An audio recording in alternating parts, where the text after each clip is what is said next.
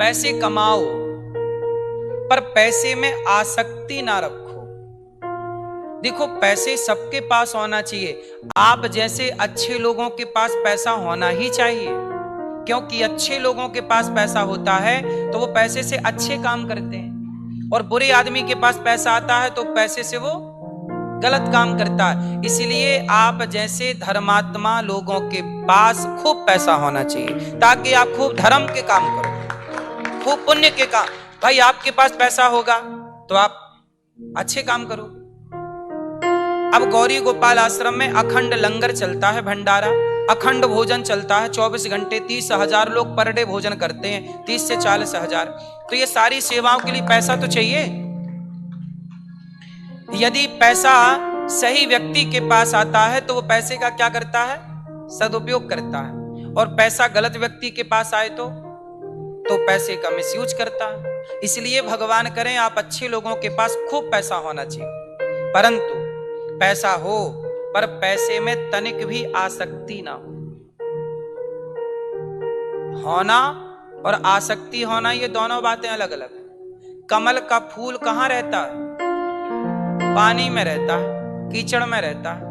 पर क्या वो पानी की बूंद में डूबा रहता है? पानी में, वो पानी में है, कीचड़ में है, पर है अलग। पानी में होता हुआ भी पानी से अलग है। बोलो हाँ। कीचड़ में होता हुआ भी कीचड़ से अलग है। उसी तरह पैसे में होते हुए भी, संसार में होते हुए भी अपने को संसार से अलग रखना चाहिए।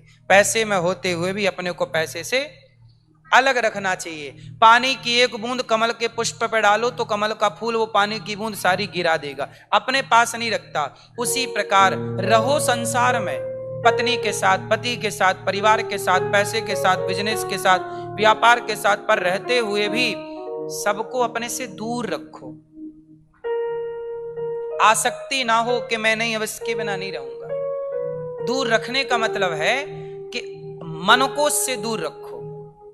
दूर रखने का मतलब है मन से अपने को उस विषय से, उस वस्तु से दूर रखना। क्योंकि आप लोग क्या करते हैं, सबको यहां लाके बिठा लेते हैं। पैसे को आप लोग घरों में नहीं रखते, पैसे को आप लोग यहां रख लेते हैं, भीतर। पैसे की याद करते हैं, दिन भर पैसा पैसा। पैसा कमाना बहुत अच्छा है, पर पैसे की जो आसक्ति है, हाय पैसा, हाय पैसा। कुछ लोग पैसे के लिए पागल हैं, पैसे के लिए मर्डर कर रहे हैं, पैसे के लिए झूठ बोल रहे हैं, पैसे के लिए छल कर रहे हैं, पैसे के लिए लूट ले रहे हैं। अब बताओ, पैसा कमाना गलत तो नहीं था, पर पैसे से इतना अटैचमेंट हो जाना कि आप पैसे के लिए किसी की जान ले लें, क्या ये कमाई सही है? पैसे के लिए आप भ्रष्टाचार करने लग जाएं, बेईमानी करने लग जाएं, चोरी करने लग जाएं, गर्दन पे तलवार रख के कहें जी सारा निकाल वरना मार दूंगा। पैसा कमाना गलत तो नहीं था, पर पैसे से इस तरह अटैचमेंट कि आप पैसे के लिए जान लेने पर तुल गए, ये तो गलत था। हाँ या ना? इसलिए पैसा कमाओ पर पैसे को अपने चरणों में रखो, पांव में रखो, भगवान को हृदय में रखो, भगवान को अपने मस्तिष्क में रखो। पैसे को अपने यहां दिल में और दिमाग में न रखना। पैसा ठीक है दूर, पैसे कितने कमाएं? सबसे बड़ा धन क्या है? चलो आप बताओ, सबसे बड़ा धन क्या? सबसे बड़ा धन क्या? गौ धन, गज धन, बाज धन और रतन धन खान। जब आवे संतोष धन, सब धन धूरी समान। सबसे बड़ा धन है संतोष। जितना ईश्वर देते हैं उसमें प्रसन्न चित्त से रहना, यही धन है। अच्छा एक बात बताओ, चीराणि किं पथि नशन्ति दिशन्ति भिक्षाम, नैवांघ्रिपाः परभ्रतः सरितोप्य सुस्यन्। जब थोड़े से काम चल जाए तो हाय हाय की क्या जरूरत है? अच्छा बताओ, जिंदगी जीने के लिए क्या चाहिए? रोटी, कपड़ा और। आप लोग कमा रहे हो, किसके लिए कमा रहे हो? किसके लिए? पेट के लिए? सच बताएं, आपके 2-3 पीढ़ी का भी हिसाब हो चुका है। 2-3 पीढ़ी का बंदोबस्त आपने कर लिया। पेट तो एक बहाना है। बोलो हाँ।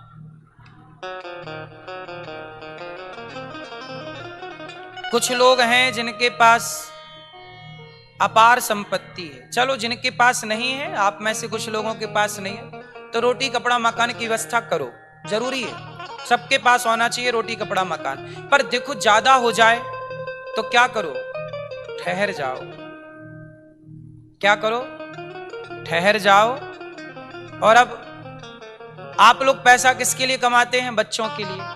बच्चों के लिए। भाई बच्चों को पैसे की जरूरत नहीं है, बच्चों को टैलेंट की जरूरत है, काबिलियत की जरूरत है। बच्चों को काबिल बना दो, योग्य बना दो, और बस जिस दिन आप बच्चों को संस्कार दे के योग्य बना देंगे, आप उन्हें 1 रुपए मत दीजिए, वो अपना कमा के खा लेंगे। और यदि आपने योग्यता नहीं दी, काबिलियत नहीं दी, संस्कार नहीं दिया, और बस पैसे पैसे देते गए, तो सारे पैसे बर्बाद कर देंगे कि नहीं? हमारे यहां एक कहावत है, आप इस कहावत का मतलब बताना। पूत सपूत तो क्यों धन संचय, और पूत कपूत तो क्यों धन संचय। अर्थ बताओ। पूत सपूत तो क्यों धन संचय, और पूत कपूत तो क्यों धन संचय।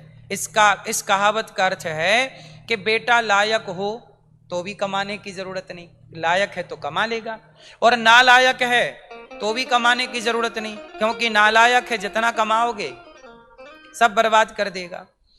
तो कुल मिला के सबसे बड़ी संपत्ति है कि आप अपने बच्चों को संस्कारवान बनाएं, और प्रेम से जो आपके पास संपत्ति है बेटों को योग्यता दे दें, और आप अपना मन अपना धन भगवान में और भगवान की सेवा में लगाएं, अपने आप को भगवान के हवाले। एक टाइम बाद समर्पण। अब आप कितने साल के हो गए? 50 साल के हो गए, कोई 60 साल का हो गया, कोई 70 साल का। ठीक है, पैसे कमाओ, पर देखो आप 70 साल के हो गए, अब आपकी जिंदगी कितनी बची है? थोड़ी बची ना? बोलो हाँ। आपके बाल पक गए, मतलब फसल तैयार है, पकी खड़ी है, कभी भी हार्वेस्टर चल सकता है। गई बहुत थोड़ी रही नारायण अवचेत, काल चिरैया चुग रही निस्दिन आयु खेत। बहुत चली गई, अब ऐसा है कि अब धीरे से मन को प्रभु में लगाओ। अब पैसे कौन से कमाओ? पायो जी मैंने राम रतन धन पायो, अब राम नाम की दौलत कमाओ, खूब पुण्य करो, पैसे कमाओ। 70 साल के हो तो भी पैसे कमाओ, पर वो अपना कमाया हुआ बच्चों के लिए नहीं, अपना कमाया हुआ दीन दुखी की सेवा में लगाओ, खूब पैसा कमाओ। अब आप 70 साल के हैं फिर भी कमा कमा के बच्चों को दे रहे हैं, क्यों? तुम्हारे बच्चे निकम्मे हैं क्या, काम नहीं करते? और निकम्मे हैं तो आज 70 साल के हो 80 साल के हो तो भी कमा के दे रहे हो, तुम्हारे मरने के बाद वो क्या करेंगे? तुम्हारे भरोसे बैठे रहेंगे। इसलिए आप पैसे तो कमाओ, पर बच्चों को सेल्फ बना के सेल्फ डिपेंड बना दो, आत्मनिर्भर बना दो, और अपना पैसा कमाओ, और जितना पैसा कमाओ उस पैसे से किसी को भोजन कराओ, किसी को सहारा दो, किसी बच्चे को पढ़ाओ। आप कि भाई एक बच्चे को मैं पढ़ाऊंगा, ये गरीब बच्चा है, इस बच्चे को पढ़ा लिखा के मैं तैयार करूंगा। क्यों? ये जिम्मेदारी हम सबकी नहीं? गौरी गोपाल गुरुकुल में 150 बच्चे पढ़ते हैं। ये दास अनिरुद्ध आप लोगों से भिक्षा मांग मांग के, जो आप लोग थोड़ा थोड़ा सहयोग करते हैं ना, उसके बल पर गौरी गोपाल गुरुकुल में 150 बच्चे पढ़ते हैं। वो 150 बच्चे कौन है? गरीब परिवार के बच्चे, किसी की माँ नहीं है, किसी का बाप नहीं है, किसी के माँ बाप दोनों नहीं है, कोई बहुत गरीब है। अब इन बच्चों को हम पढ़ा रहे हैं, हमें अच्छा लगता है, हमें अच्छा लगता है सेवा करना, कि चलो हम किसी के काम आ जाएं। मरने के बाद तो हमारी बॉडी काम आ नहीं सकती। देखो ऐसा है कि जब जब जब बकरा मरता है ना, तो बकरे का चमड़ा काम आ जाता है ढोलक तबला बनने के। ऊंट मरता है तो ऊंट का चमड़ा काम आ जाता है जूता बेल्ट बैग बनने के। बोलो हाँ। शेर का चमड़ा भी काम आता है।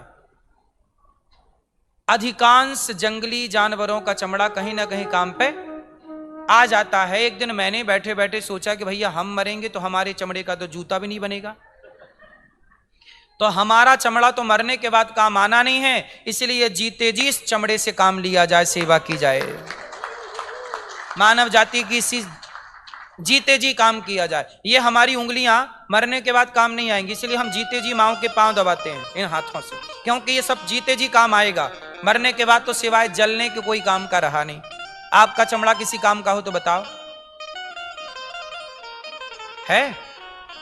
फिर तो हम सबकी एक सी ही हालत है, ना मेरा चमड़ा किसी काम पे आना मरने के बाद, ना तो आपका आना। आ सकता है तो हम सबका चमड़ा जीते जी काम पे आ सकता, हमारी बुद्धि काम पे आ सकती। इसलिए अपनी बुद्धि को पैसे कमाते हुए सेवा में लगाओ, सेवा में लगाओ। क्यों, बात सही है कि गलत है? इसलिए पैसे कमाओ। बच्चों के लिए तो बहुत कर लिया, थोड़ा अपने लिए कर लो। जो आप किसी गौरी गोपाल आश्रम में जो बच्चे पढ़ते हैं, गौरी गोपाल आश्रम में गरीब कन्याओं का विवाह होता है। अभी जब विवाह का सीजन आएगा तो लगभग बहुत सारी बेटियों का विवाह होना है, तो आप भी उन कन्याओं के विवाह, आप भी अच्छे काम से जुड़े। मैंने तो अपने जीवन में सारे अच्छे काम करने के लिए प्रयास किया, जितने अच्छे काम हो सकते हैं इस धरती पे कर लूं, क्योंकि अच्छे काम करके मरूंगा तो परमात्मा को मुंह दिखाने के योग्य रहूंगा। प्रभु कहेंगे कि भेजा था, क्या करके आया? मैं बता सकता हूं कि प्रभु मैंने किसी का गला नहीं दबाया, मैंने चरण दबाए हैं माओ के। मैंने किसी की थाली से रोटियां नहीं छीनी, किसी की थाली तक रोटियां पहुंचाई हैं। मैंने किसी के आंसू नहीं दिए आंखों में, मैंने आंसू बहते हुए आंसुओं को पहुंचा है। तो मैं तो अपना परिचय दूंगा। आप भी पैसे कमाइएगा समाज के लिए, अच्छे काम के लिए, बच्चों को योग्यता दीजिएगा।